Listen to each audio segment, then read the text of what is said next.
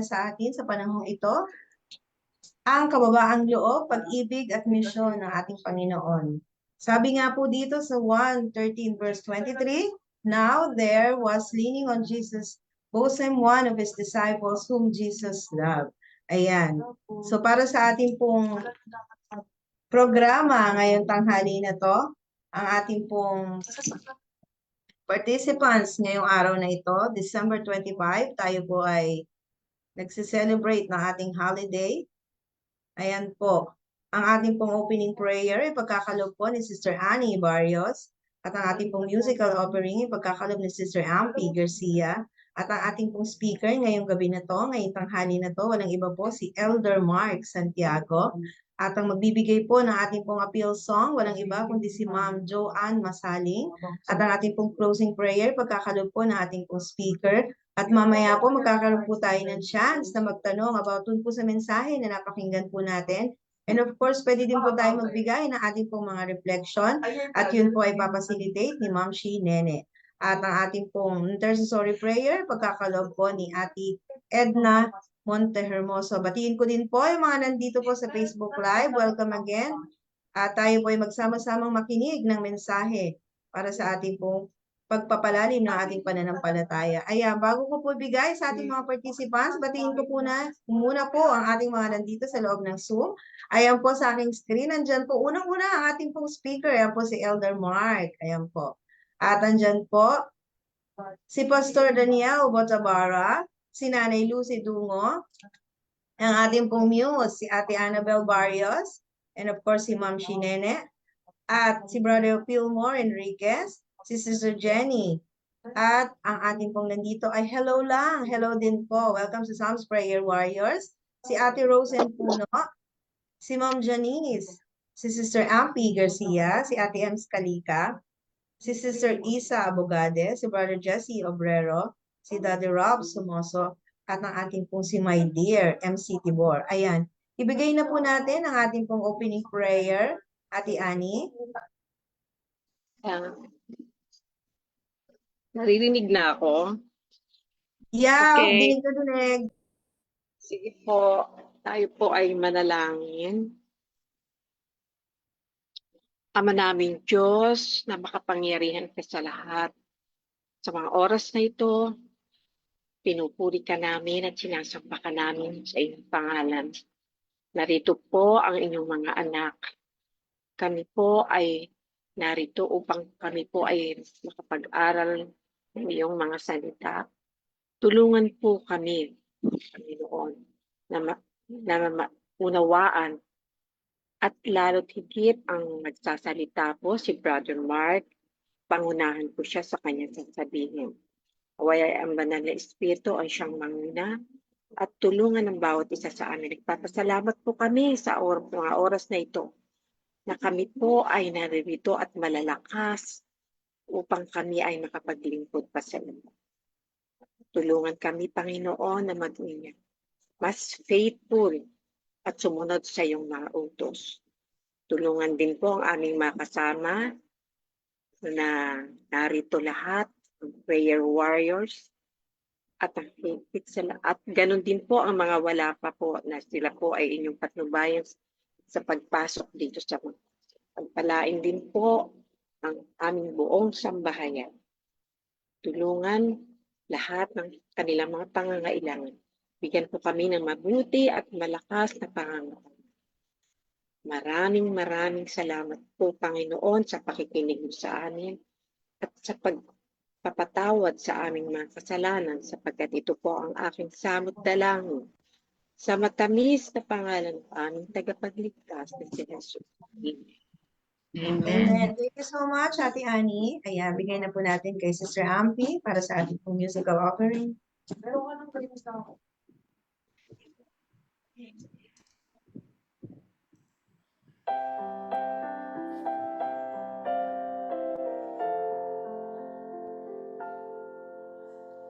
All my tomorrows, all my past, Jesus is Lord of all. Quit my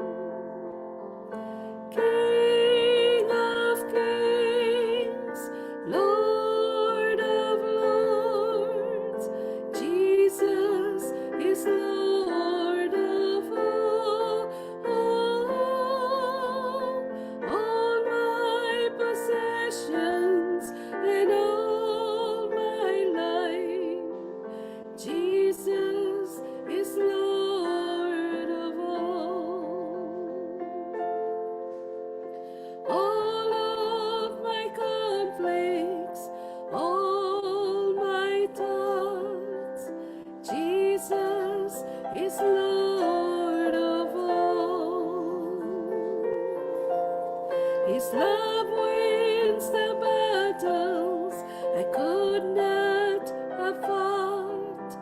Jesus is Lord of all. King of kings, Lord of lords, Jesus is Lord of all. All my possessions and all my life, Jesus is Lord of all. All my longings, all my dreams, Jesus is Lord of all. All of my failures, His power redeems. Jesus is Lord of all. King of kings, Lord of lords, Jesus is Lord of all. All my possessions and all my life, Jesus is Lord of all.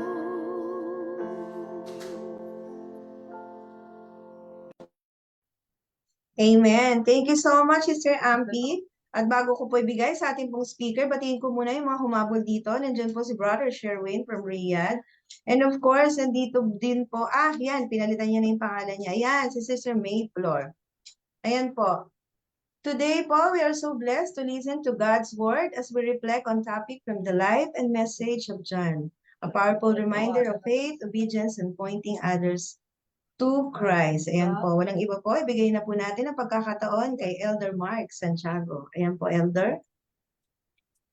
Salamat Sister MJ at salamat din kay Sister Ampi sa kanyang napakagandang special number. Tunay na ang ating Panginoong Diyos ay Panginoon ng lahat. Ano? Kaya purihin natin ang Panginoon at tayo ay muling magkakasama-sama sa mga oras na ito upang pag-aralan ang isa sa mga disipulo ng ating Panginoong Hesus na walang iba kung hindi si John.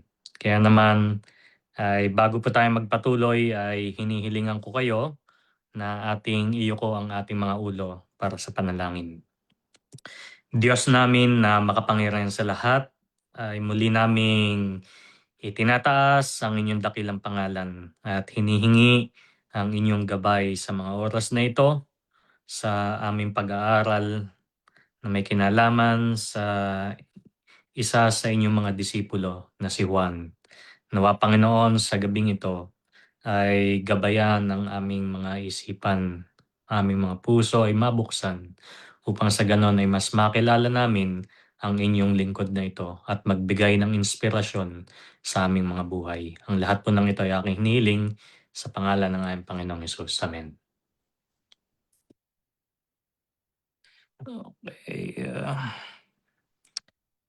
Paano ba mag-share ng ano? Wait. Screen.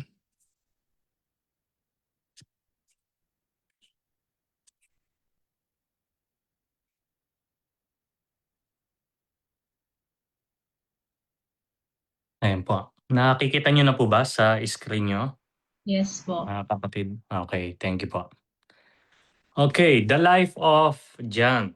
So, lessons from the disciple whom Jesus loved. Alam natin na si Juan ay masasabi natin, maaaring sa ating opinion ay nakikita natin na at sangayon din sa mga kwento, makikita natin na parabagang ito yung pinaka-paboritong alagad ng ating Panginoong Hesus. John was one of the 12 disciples of Jesus, known as the disciple whom Jesus loved. At ang kanyang buhay ay makikita natin naman kung ating nabasa yung kanyang kwento, ay talagang punong-puno ng pagbabago, katapatan at pag-ibig. Ngayon, sa oras na ito, ano kaya sa tingin natin ang ating matututunang leksyon mula sa buhay ng ating apostol na ito? Una, tignan natin ano ba yung background ni Juan. Pinaka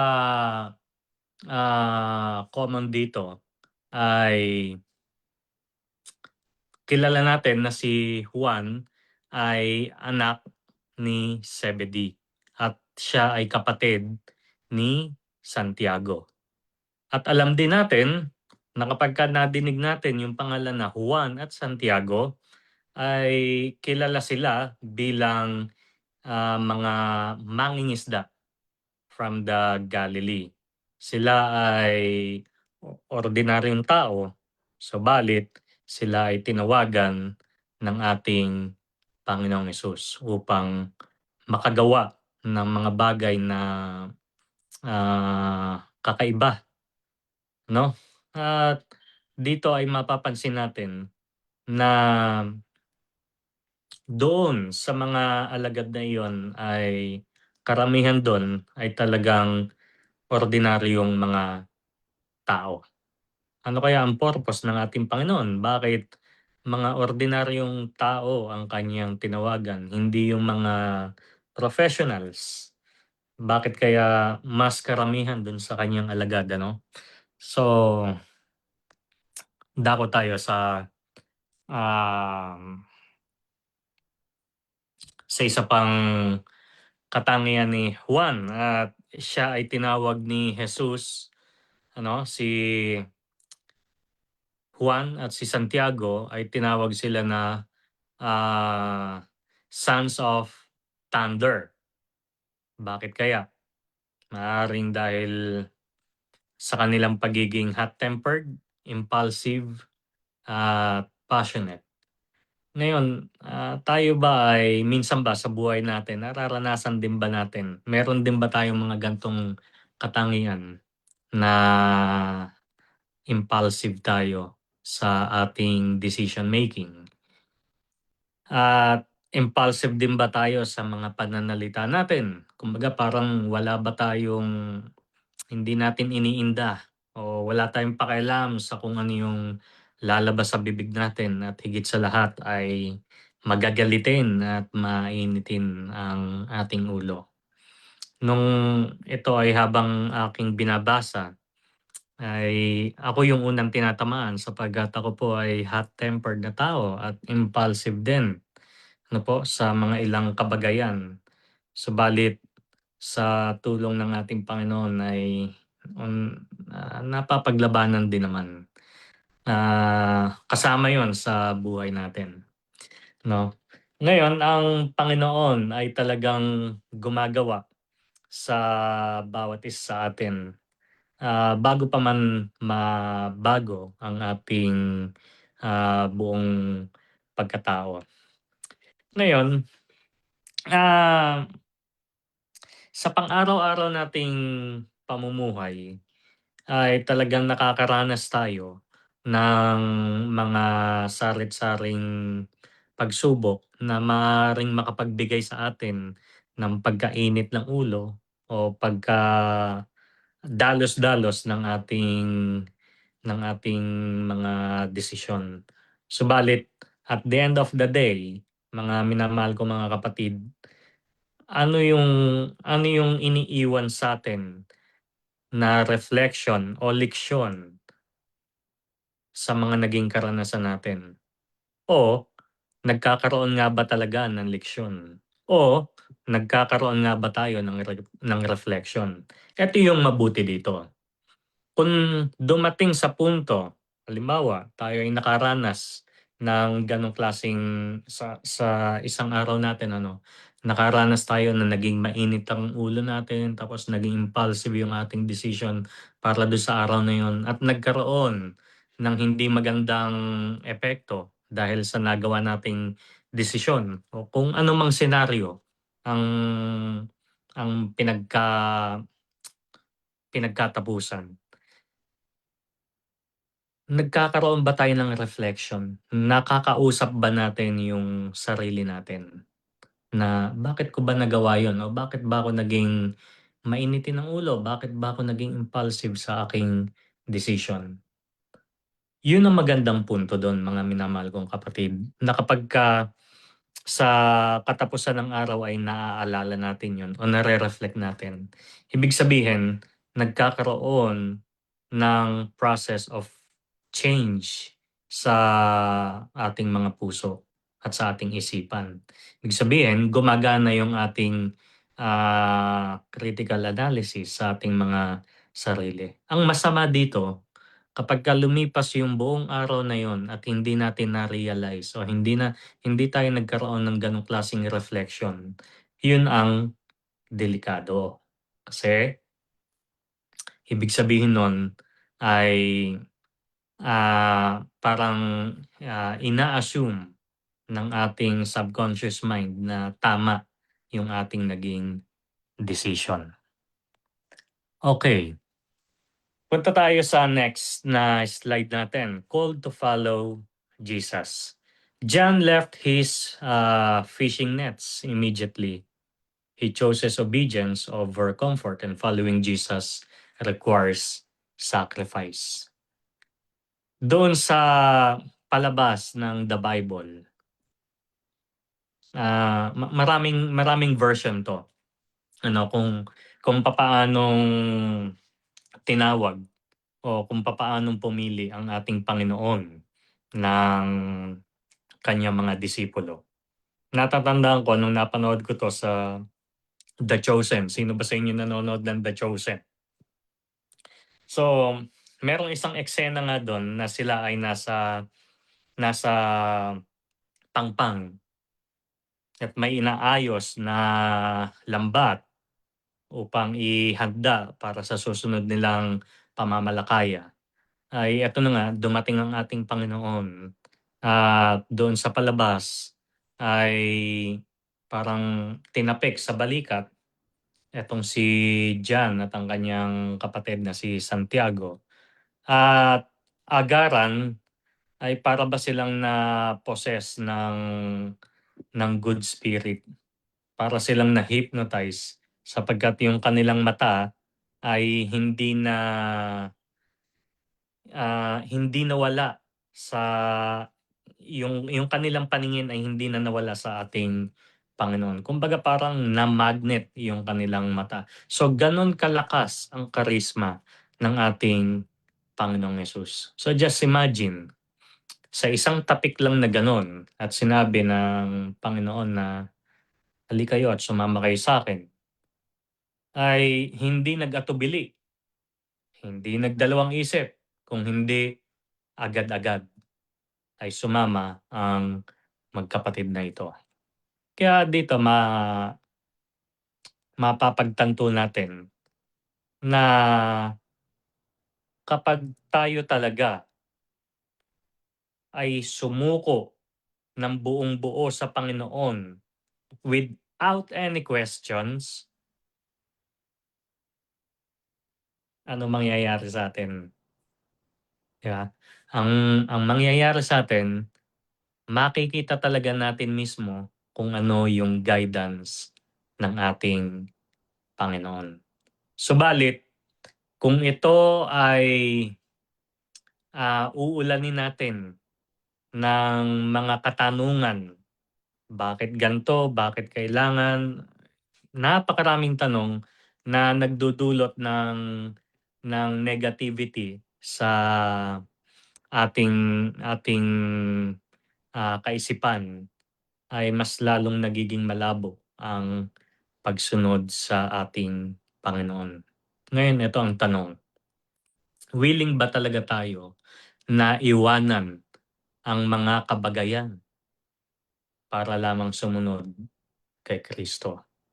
Yan yung mga tanong na personal nating masasagot yan. At maaaring sa pagkatapos ng araw na ito ay tanungin natin at makipag-commune tayo sa Panginoon na, Panginoon, ako ba talaga ay willing na iwanan ang mga bagay na maaaring nakakapagpa-comfort sa akin upang kayo ay sundin ko?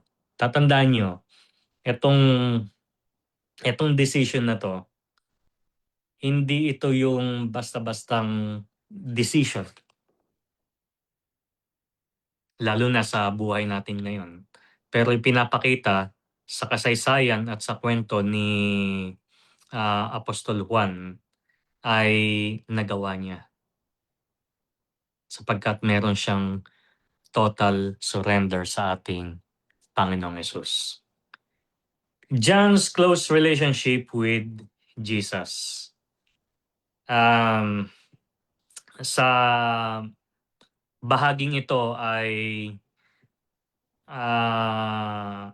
yung tinatawag na inner circle ni Jesus ay kasama dito yung magkapatid na ito, si John at si James, tsaka si Peter. At talagang na-witness nila, lalong-lalo na yung transfiguration ng ating Panginoon. Tsaka noong nananalangin ang ating Panginoon sa Gethsemane at sa Last Supper. Ngayon, etong tatlo na ito ay napakapalad sapagkat nagkaroon sila ng close relationship sa ating Panginoon. Ngayon, ito ulit ang tanong. Gaano tayo kalapit sa ating Panginoong Yesus? Or should I say, anong klaseng relasyon ang meron tayo? Diba? So, kung sasabihin natin na, meron akong intimate relationship sa ating Panginoon. So, madaling sabihin yun. Pero babagsak ulit tayo dun sa practical application na kinakailangan ito ay nakikita sa ating mga buhay. So, ano ibig sabihin nun? Na kinakailangan makita sa ating mga buhay sa pang-araw-araw. Kung papaano tayo magsalita, kung papaano tayo makisalimuha sa ating kapwa, kaibigan, pinsan, kamag-anakan, o kung anuman, o maging doon sa taong hindi natin kakilala, paano natin sila pinapakisamahan o tinatrato. So yun doon. Nakikita ngayon yun. Nagmamanifest sa ating mga buhay.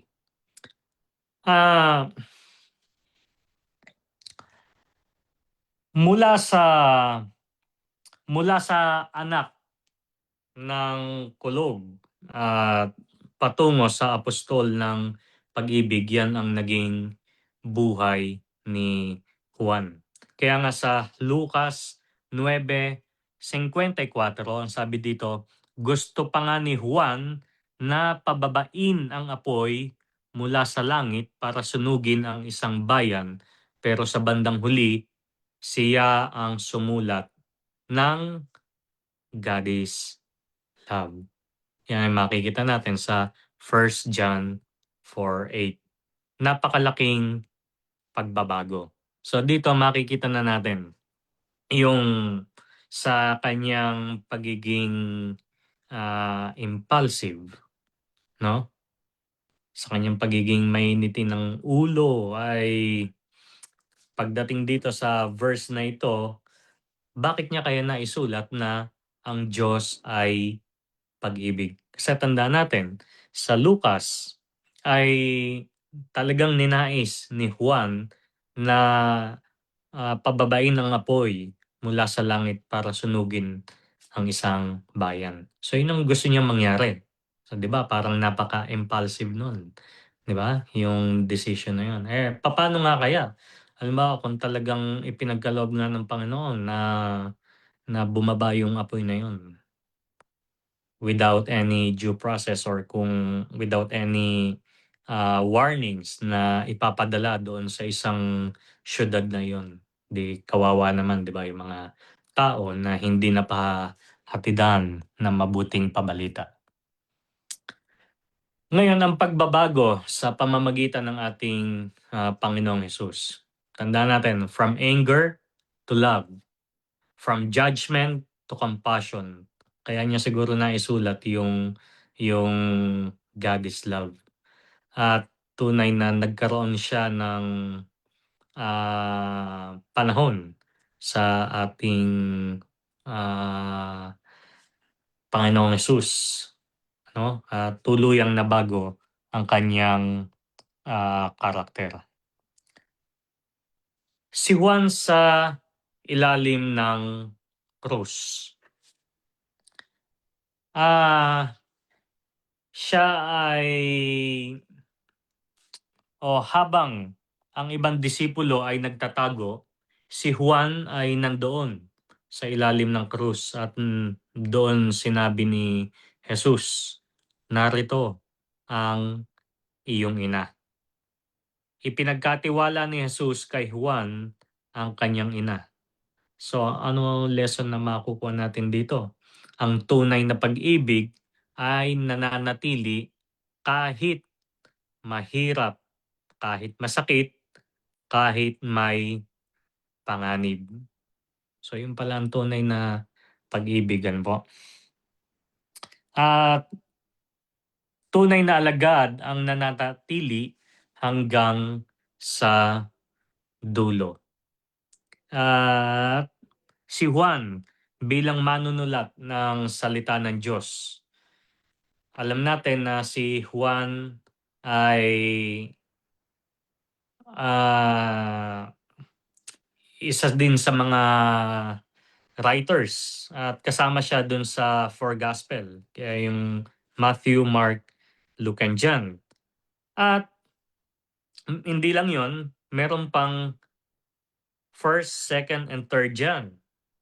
At ikahuli ay yung Revelation. So ang galing kasi akala ko iba pa yung John the Revelator at iba pa yung John na disipulo ng ating Panginoon. So hindi pala. Sa ngayon dito sa napag-aralan ko din ay iisang tao lang pala ang tinutukoy dito. So yung disipulo ng ating Panginoon, yung kasama doon sa four gospel, at yung sumulat ng 1st, 2nd, and 3rd John at ng Revelation ay isang tao lang pala. Yan naman ang tema ng kanyang mga sulat ay pag-ibig at katotohanan, buhay na walang hanggan at liwanag. Kung mapapanood nyo yung isang documentary na regarding kay John, kung paano siya na-exile, dinala siya sa Patmos. Nakakaantig yung kanyang naging karanasan doon. At alam naman natin na ang Patmos ay isa sa mga maituturing na kinatatakutang lugar ng mga tao ng mga panahon na yon. Kasi nga, isang isla siya na nasa kalagitnaan ng karagatan na kung doon ka dadalhin ay talagang napaka-imposible sa mga panahon na iyon na ikaw ay makatakas. So talagang isolated ka doon sa lugar na iyon. At marami din siyang naging pagsubok doon sa isla na iyon. Ngayon, kapag malalim ang ating relasyon kay Jesus ay nagiging malinaw ang ating patotoo sa mundo. Totoo naman, no? Sapagkat ano ang sabi ng Panginoon? I am the way, the truth, and the life. So kung meron tayong malalim na ugnayan sa ating Panginoong Hesus, ay magiging madali para sa atin ang makapagbigay o makapagbahagi ng mahalagang mensahe ng ating Panginoon. Sapagkat hindi natin kine-claim yun ng saganan ng ating sariling kakayanan. Kung hindi, tayo ay nagpapailalim lamang sa kapangyarihan ng ating Panginoong Hesus. So, ganun ang nangyari kay kay Juan. Bagamat siya ay nung unang bahagi, siya nga ay mainitin ng ulo at impulsive, compassionate sa kanyang mga ginagawa. Makikita natin ay unti-unti ay nagkaroon ng pagbabago at ang main nga dito ay ang pinaka-highlights ng kanyang pagbabago ay ang pag-ibig.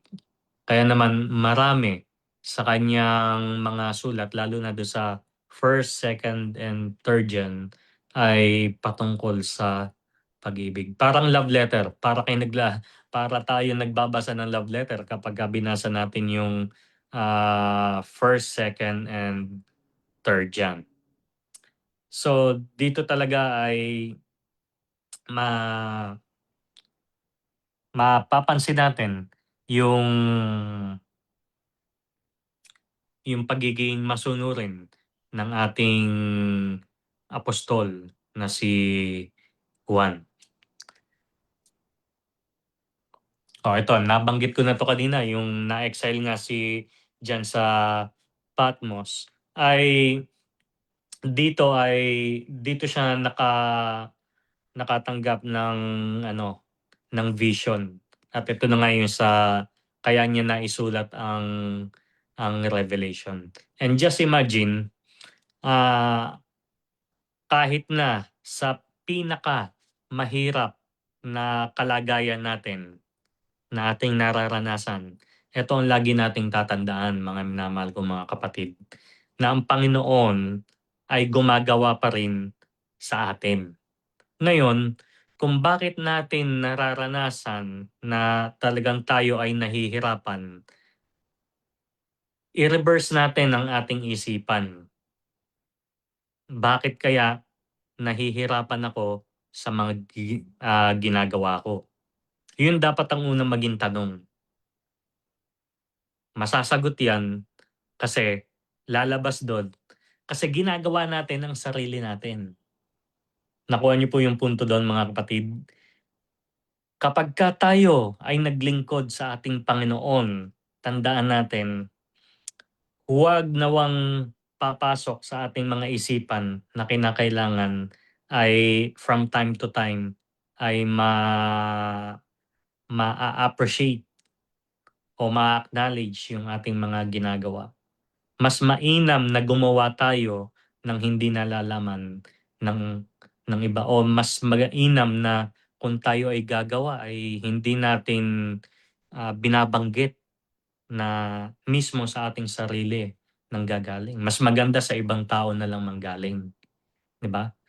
Kaya ito yung nagiging challenge sa atin dahil dumadating sa puntos ng ating buhay na gusto natin tayo ay nare-recognize sa lahat ng ating mga achievements, kahit sa napakaliit na bagay. Pero tatandaan natin, eto lang yung pinakang susi para hindi tayo mahirapan. Anong sabi ng Panginoon? Ano yung pangako ng Panginoon? Kayo baga ay nabibigatan, 'di ba? Sabi niya sa Matthew na ibigay niyo sa akin ang inyong mga pasanin, no? At ibibigyan ko kayo nung anong tawag nito, yung yoke. Sapagkat yung kanyang yoke, yung kanyang pamatok ay makakapagpagana. Ano ibig sabihin nun? It's that literal thing na bibigyan tayo ng Panginoon ng pamatok. Hindi. Ang ibig sabihin lang nun ay yung ating pagsuko ng lubusan sa ating Panginoon. Hayaan natin ang Panginoon ang siyang gumawa sa ating puso at sa ating isipan. Sapagkat kung sa ating sariling desisyon, magmamalaki tayo na, eto gusto ko eh. Di ba? Ito ang gusto kong mangyari. So, bahala na kung ano yung magiging outcome. Kaya tayo nakakaranas ng paghihirap. At nagiging pakiramdam tuloy natin ay parang iniiwanan tayo ng Panginoon. Ganun yung nagiging end up. At yun ang gustong marinig ng ating kaaway. Key lessons from John's life. Ano ba itong mga lessons? Una, God can transform anyone. Walang pinipili. Kahit sino, pwede niyang baguhin. Conditional. Ano po? Kung tayo ay magpapasakop sa ating Panginoon. At tatandaan natin na hindi kailanman ay pipilitin ng Panginoon o ifo-force niya tayo. Kasi kapag ginawa niya yon, mawawala doon yung freedom of choice. Intimacy with Jesus change us. Yung pagiging sobrang lapit natin sa ating Panginoon ay totoong makakapagpabago sa ating buhay. Faithfulness is proven in hard times. Love is the mark of a true disciple. So, pag-ibig. Pero tatandaan natin mga kapatid, huwag nating aabusuhin ang pag-ibig. Kasi ang pag-ibig, kapag inabuso natin, hindi na magiging pag-ibig. So meron siyang certain limitations. At ito ang challenge sa bawat isa sa atin.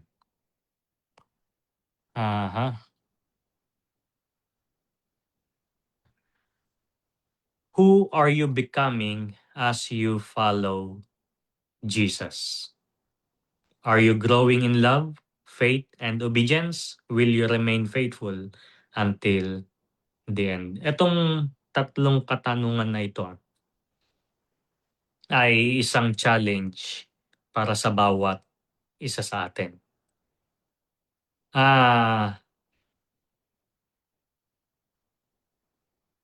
Tayo pa rin ba sa mga sarili natin ang nakikita natin kapag tayo ay sumusunod sa ating Panginoong Hesus?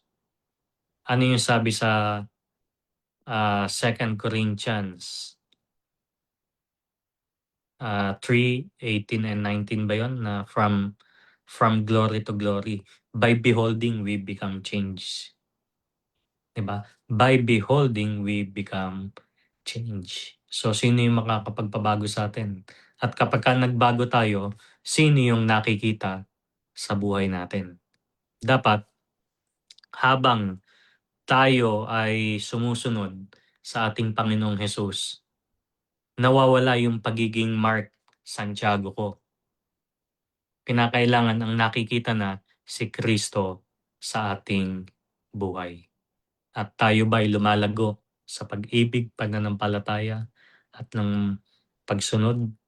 Hari nawa, yan din naman ang panalangin din ni Apostol Pablo, na tayo ay mag-ibigin o mag-ibigan sa isa't isa at ang ating pananampalataya ay patuloy na lumago.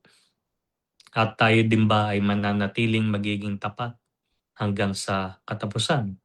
May sabi, may talata sa Revelation na ang magtiis hanggang sa wakas ang siyang maliligtas. Kaya mga minamahal ko mga kapatid sa pananampalataya, anuman ang hamon ng buhay, anuman ang dinadaanan nating mga alon, magkakaiba man yan, hindi man tayo pare-parehas o eksakto ng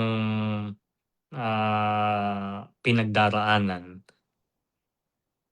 lahat yan ay pagsubok sa atin bilang isang Kristiyano. Kaya kinakailangan ay tayo ay manghawak ng matibay. Piliin natin na sumunod. Piliin natin na ipadama ang pag-ibig natin sa ating kapwa, sa ating mga kapatid, sa ating pamilya, buong sambahayan. Tigit sa lahat, sa ating church members. Pag-ibig na may prinsipyo. Sapagkat ang pag-ibig mismo, the love itself is God's principle. Kaya nga tayo nandito ngayon, kaya nagkaroon ng mga creatures ay nang dahil sa pag-ibig. Kaya huwag nating ilo-lowered ang salitang pag-ibig. Huwag nating aabusuhin. Katulad lang yan ng freedom of will. Ang freedom of will ba merong limitations? Yes, meron limitations yan. Hindi ko mo freedom of will ay wala ng limitations. Kaya ang pinakamaganda dito ay lalakad tayo patungo sa ating Panginoon at habang tayo ay lumalakad, sikapin natin na si Kristo ang nakikita sa ating buhay. At ang paglago ng ating pag-ibig at pananampalataya ang masumpungan din sa bawat isa natin, sa bawat sarili natin hanggang dumating ang wakas.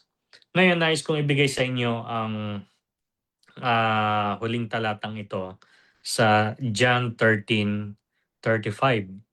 By this everyone will know that you are my disciples, if you love one another. Kaya sa kapanahonang ito, tamang-tama din, bagamat ang December 25 ay hindi naman talaga eksaktong kapanganakan ng ating Panginoon, subalit ito ay ikino-commemorate lang natin. Ano po? Gusto kong maging malinaw yan mga kapatid. At samantalahin natin na ang araw na ito ay ipakita natin ang pag-ibig natin sa bawat isa. Kagaya ng payo sa atin ni Apostol Juan na by this everyone will know that you are my disciples if you love one another. Para makita ng buong sanlibutan ito na tayo ay disipulo ng ating Panginoon o tagasunod ng ating Panginoon, kinakailangan ipakita natin ang pagmamahala natin sa isa't isa. Nawa mga kapatid, ang kwento ni John na ito, mula sa pagiging impulsive, mula sa pagiging mainitin ang ulo, ay nagbago at nagpagamit sa ating Panginoon. Pagpalain nawa po tayo ng ating dakilang Diyos sa gabing ito o sa tanghaling ito. Amen. Amen. Thank you so much, Elder Mark, for reminding us to point our lives to Christ and prepare our hearts for His truth. May the Lord bless us all as we apply this word in our daily lives. Ayan po, ibigay ko na po ang ating pong appeal song kay Ma'am Joanne.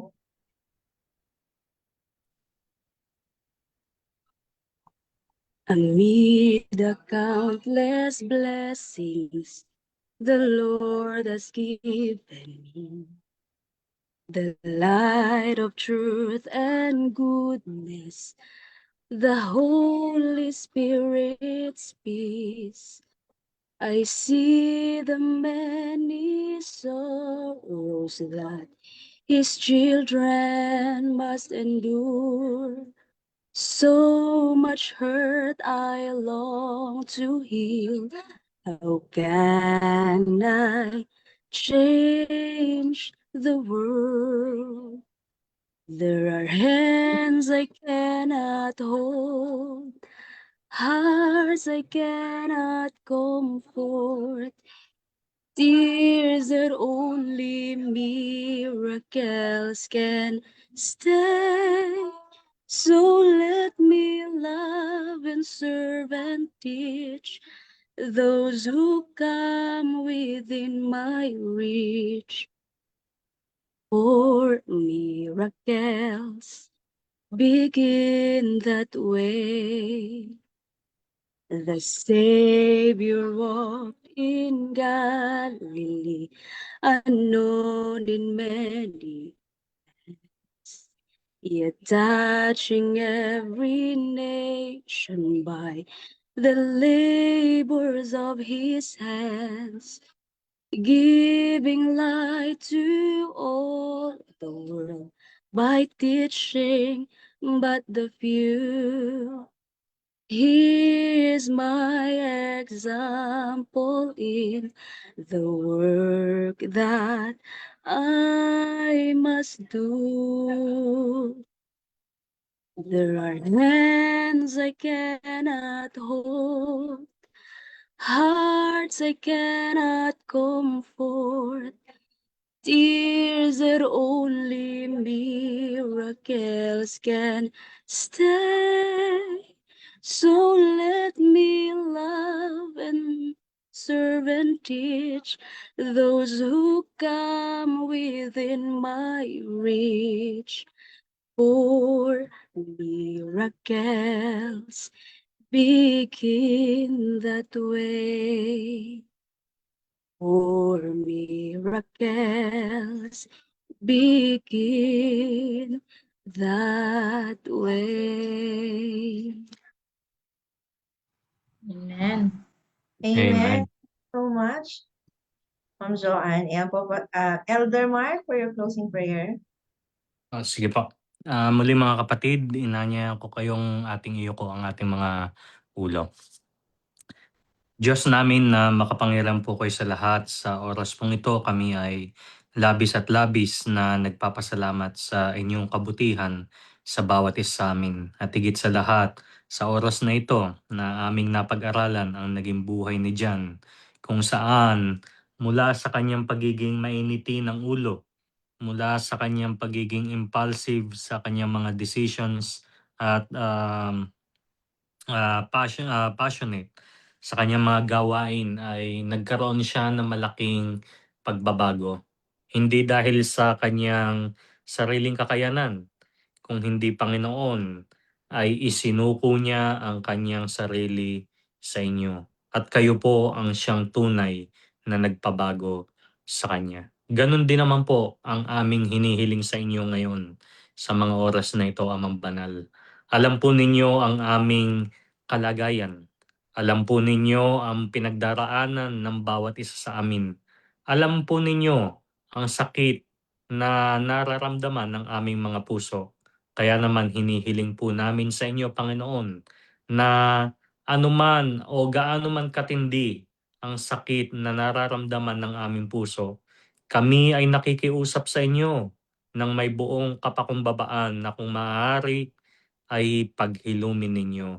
At katulad ng panalangin ni Haring David, ay gawan mo po kami ng panibagong puso. Isang puso na may pagmamahal at pag-ibig sa aming kapwa. Kaya naman, Amang Banal, sa oras na ito, hinihiling ko din sa inyo na kami ay inyong bigkisin ng inyong pag-ibig at sa tuwi-tuwi na ay patuloy po kaming paalalahanan upang sa ganon ay hindi kami maligaw ng landas. Patawarin mo po ang bawat isa sa amin sa lahat ng aming mga pagkukulang at hinihiling namin na kami inyong ikubli sa inyong kalwalhatian at makita ang kalwalhatian ng aming Panginoong Hesukristo. Ang lahat po ng ito ay aming hinihiling sa inyo. Sang-alang-alang po lahat sa matamis na pangalan ng aming Panginoong Hesus. Amen. Amen. Muli po, Elder Mark, maraming salamat po sa magandang mensahe na pinagkaloob niyo po. At bago po yan, batiin ko muna po yung mga humabol dito. Medyo marami sila. Nandyan po si Pastor Ray. Hello po, Pastor Ray. At si Ma'am Irene. Andyan din po si Ate Rosen Puno. At nandyan din po si... Hello po. Andyan din po si Ate Annalyn Pines. Si Sister Dada Morado. Si Sister Wilfredo Absolute. Si Ate Wilma Kadaeg, si Ate Dan, and of course, meron po dito Serex, yun po nabasa ko, I'm sorry. Serex po ang kanyang name dito sa screen. Ayan po. Ayan, Jen, and of course, maraming salamat din po sa nanood po sa Facebook Live. Ayan, thank you so much. Jen, sa ating picture-picture. Okay po. Let's continue sa ating picture taking.